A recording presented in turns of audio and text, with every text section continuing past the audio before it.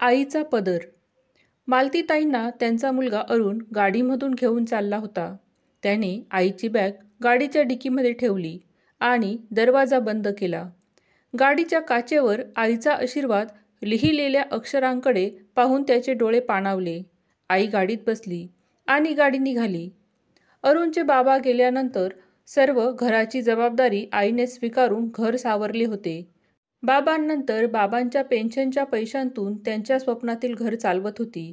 मुलीचे लग्न, अरुणचे उच्च शिक्षण तसेच नामांकित कंपनीत मोठ्या पॅकेजची नोकरी, अरुणचे संस्कारी घरातील मुलीशी लग्न या जबाबदाऱ्या तिने पार पाडल्या होत्या.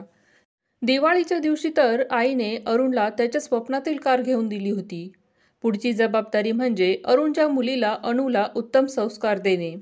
अणू ही 7व्या महिन्यातच जन्मलेली, कदाचित वाचणार नाही असे डॉक्टरांनी सांगितल्यावर सर्व देव पाण्यात टाकून सतत 20 दिवस आई दवाखान्यातून हल्लीसुद्धा नव्हती. आज अणूचा 10वा वाढदिवस.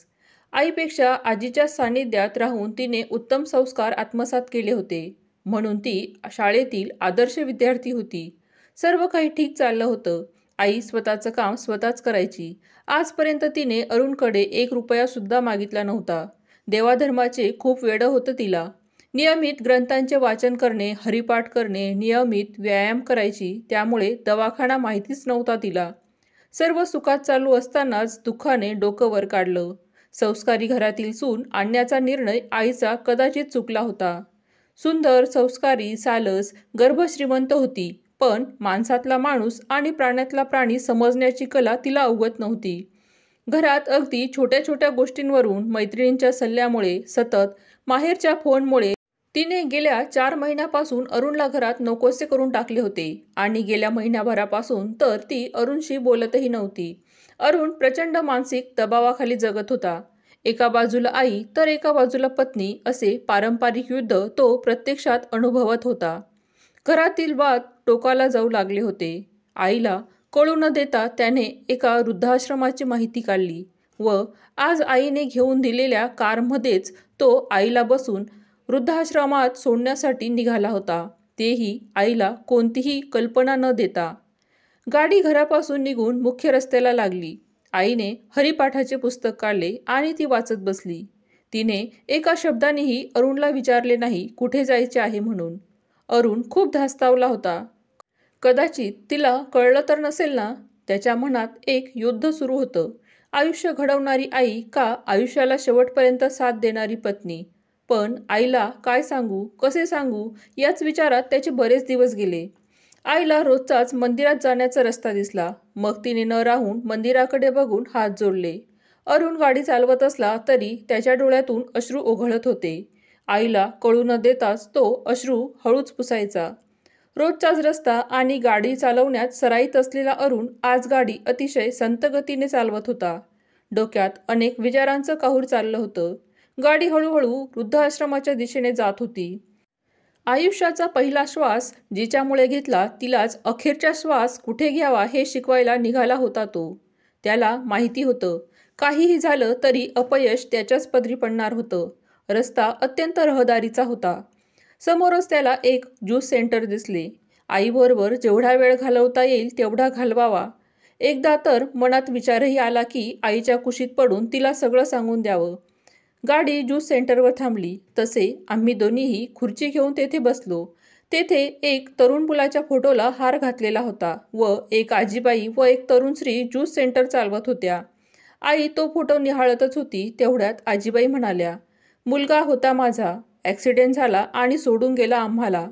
असं बोलत असतानाच तिचे डोळे पाणावले. आईने तिच्या खांद्यावर हात ठेवला. तिचेही डोळे पाणावले होते. दुसरं गिऱ्हाईक आल्यामुळे आजीबाई उठली. अरुण लहान होता तेव्हाच त्याचे बाबा गेले होते. आईने त्याचे व त्याच्या बहिणीचे संगोपन करण्यामध्ये कोणतीही कमतरता येऊ दिली नव्हती. बहिणीला उच्च शिक्षण दिले होते. तीही आज तिच्या संसारात खूप खुश होती. आज तो त्याच्या आईमुळेच समाजात ताठमानेने फिरत होता. ज्यूस सेंटरवर काम करणाऱ्या आजीकडे बघत त्याच्या मनात सहज विचार आला, आपल्या आईवर पण अशीच वेळ आली असती तर, किंवा भविष्यात माझ्या पत्नीवर व मुलीवर अशीच वेळ आली तर, असा विचार करत तो त्याच्याच तंद्रीत हरवला होता. अरुण, ज्यूस घे बाळा. आईच्या आवाजाने अरुण खडबडून जागा झाला. हो आई. घटाघट ज्यूस पिऊन त्याने ग्लास खाली ठेवला. पैसे देऊन दोघेही निघाले. इकडे मात्र अरुणची पत्नी घरातील आवराआवर करत होती. सासूबाईंचा रूम साफ करताना तिला तिथे एक कळकट पर्स दिसली. त्यात काहीतरी असेल या उत्सुकतेपोटी तिने पर्स उघडली. पर्समधील कागदपत्र पाहिल्यावर तर तिच्या पायाखालची जमीनच सरकली. कारणही तसेच होते. सासूबाईंनी तिच्या नावावर 10 लाखाची एफडी केली तर अणूच्या नावावर 10 लाखांची एफडी केली होती. तसेच पर्समध्ये अजून काही जुने सोन्याचे दागिने होते. हे सर्व पाहून अरुणच्या पत्नीच्या डोळ्यात पाणी आले. ती ढसाढसा रडू लागली. सासूबाईंनी स्वतःच्या मुलाच्या नावावर एकही रुपया न टाकता सून व नातीच्या नावावर सर्व पेन्शन टाकली होती. सासूच्या रूपात लाभलेली आई तिला समजलीच नाही. तिच्यामुळेच आज अरुण आईला वृद्धाश्रमात सोडायला निघाला होता. तिला मनात अपराधीची भावना निर्माण झाली.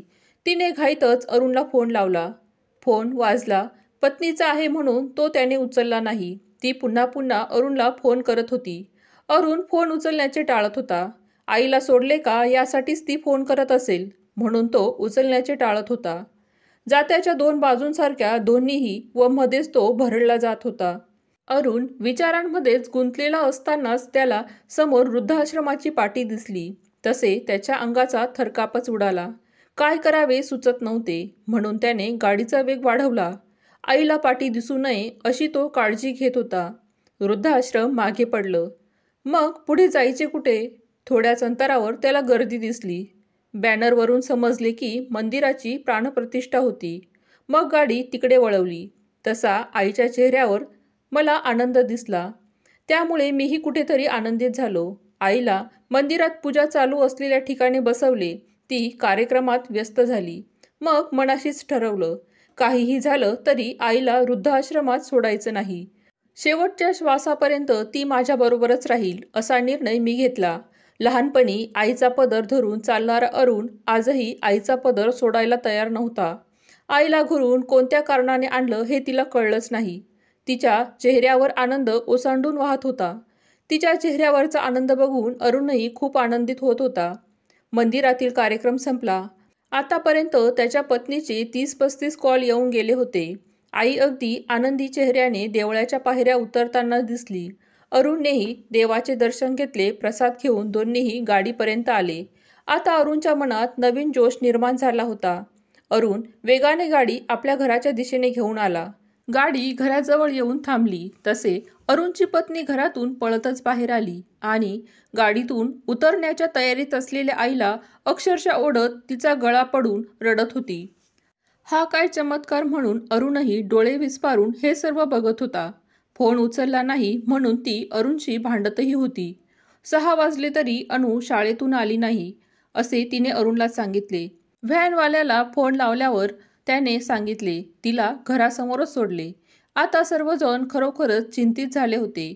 आई अरुणला व त्याच्या पत्नीला घेऊन एका मंदिराजवळ आली. गेल्या 20 वर्षापासून दररोज न चुकता हरिपाठासाठी जाणाऱ्या मंदिरात ती घेऊन आली. पहिल्यांदाच अरुण व त्याची पत्नी त्या मंदिरात आले होते. तिथे त्यांना अनु प्रसाद वाटताना दिसली. अनु आजीकडे पळतच आली आणि म्हणाली, आजी, आज आपला वार होता प्रसाद वाटण्याचा व तू नव्हतीस म्हणून मी आली. आजीने अणूला उचलून जोरदार मिठी मारली. आता अरुण व त्याची पत्नी मनाने खजील झाले. मनात येणारे राग, लोभ, मदमत्सर, अहंकार यामुळे घराची वाताहत होते हे त्यांनी जवळून अनुभवलं होतं. व्हिडिओमधील कथा आवडली असेल तर प्लीज लाईक करा, शेअर करा, सबस्क्राईब करा. धन्यवाद.